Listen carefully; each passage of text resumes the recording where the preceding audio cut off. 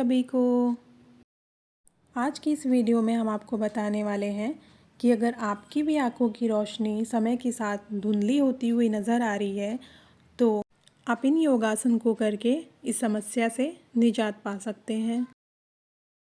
चलिए शुरू करते हैं। हमारा पहला आसन है उष्ट्रासन। इस आसन को करने के लिए सबसे पहले वज्रासन में बैठ जाएं, फिर घुटनों के बल खड़े हो जाएं। अब पीछे की तरफ झुकते हुए दाहिनी हाथ से दाहिनी एड़ी एवं बाईं हाथ से बाईं एड़ी को पकड़ें।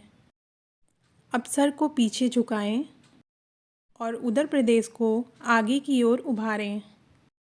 इसी स्थिति में 10 से 15 सेकंड रहें।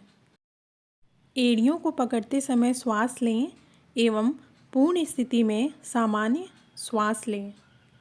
इसे 4 से 5 बार कर सकते हैं। इस आसन के और भी बहुत से फ़ायदे हैं। इससे मोटापा कम होता है। दमा के रोगी को यह आसन अवश्य करना चाहिए। इससे श्वसन तंत्र मजबूत होता है। मधुमेह का नाश होता है। पेट से संबंधित सभी रोग दूर करता है। पीठ दर्द व कमर दर्द दूर करता है। स्त्रियों के कई रोगों में यह आसन अति उत्तम है। थायराइड के रोगियों के लिए भी लाभकारी है। अब उष्ट्रासन करने के बाद हम करेंगे इसका काउंटर पोज। काउंटर पोज करना इसलिए आवश्यक है ताकि शरीर की मांसपेशियों को हम संतुलित कर सकें। हमारा दूसरा आसन है हलासन। पीठ के बल लेटकर पैरों को समानांतर उठाते हुए पैरों को पीछे की ओर ले जाएं। पैरों को ज़मीन से स्पर्श कराएं। आप चाहें तो हाथों का सहारा भी ले सकते हैं। 10 से 15 सेकंड तक इस स्थिति में रह सकते हैं। अब जानते हैं इस आसन से होने वाले फ़ायदे के बारे में। यह आसन रीढ़ की हड्डी एवं कमर को बुढ़ापे तक झुकने नहीं देता है। हृदय एवं पीठ को बल प्रदान करता है। रक्त को शुद्ध करता है। भूख को बढ़ाता है एवं चेहरे के निखार को भी बढ़ाता है। गर्भाशय को मजबूती प्रदान करता है एवं थायराइड में भी यह आसन काफ़ी लाभदायक है। मधुमेह रोगियों के लिए भी लाभप्रद है। मोटापा दूर करता है एवं मन प्रसन्न करता है। हलासन करने के बाद इसके काउंटर पोज में हम चक्रासन, मत्स्य आसन, सुप्त वज्रासन कर सकते हैं।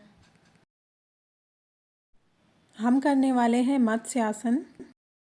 मत्स्य आसन हम 2 प्रकार से कर सकते हैं। पहली स्थिति में सर को पीछे की तरफ मोड़ते हुए पैरों को सीधा रखेंगे एवं दूसरी स्थिति में पैरों को पद्मासन की स्थिति में रखेंगे। इन दोनों स्थितियों में हम मत्स्य आसन अपनी सहजतापूर्वक कर सकते हैं। हमारा तीसरा आसन है चक्रासन।